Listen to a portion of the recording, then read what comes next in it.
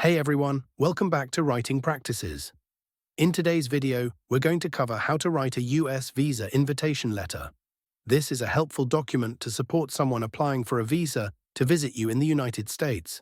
I'll guide you step by step so you can write it easily and effectively.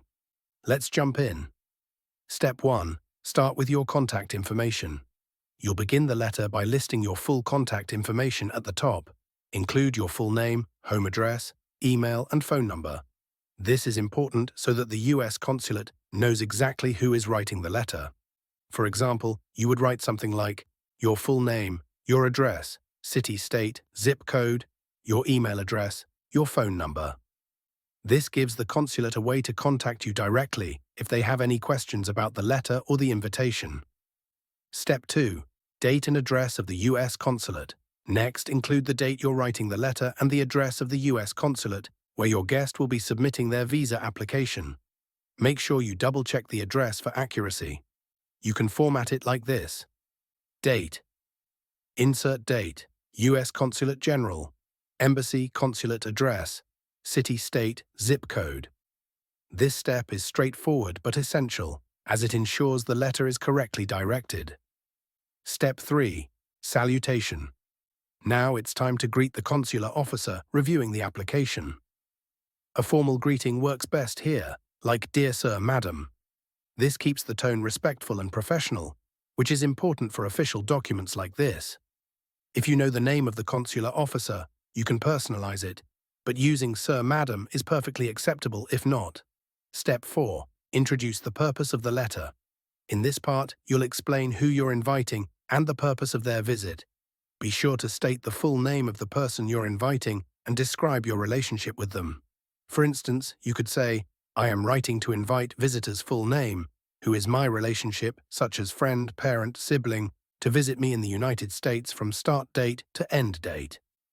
This clearly explains to the consulate who the visitor is and why they are applying for the visa. Don't forget to include the specific dates of the visit to ensure everything is clear. Step 5. Explain the visitor's stay and expenses. Now, let's explain the arrangements for your guest's stay. In this section, you'll mention where they will be staying and how their expenses will be covered. You can say something like, "Visitor's full name will be staying at my residence, located at your US address, and I will be responsible for covering their accommodation, food, and transportation expenses." This gives the consulate confidence that the visitor will have a safe and secure place to stay during their visit, and they won't become a financial burden. Step 6. Assure the visitor's return to their home country. In this step, you'll need to reassure the consulate that the visitor intends to return to their home country once their visit is over. This is a crucial part of the letter, as overstaying a visa is a concern for the consulate. You might write something like, "Visitor's full name has no intention of overstaying their visa and will return to his/her home country, insert country, after the visit." This shows the consulate that the visitor has every intention of respecting the visa's limitations. Step 7.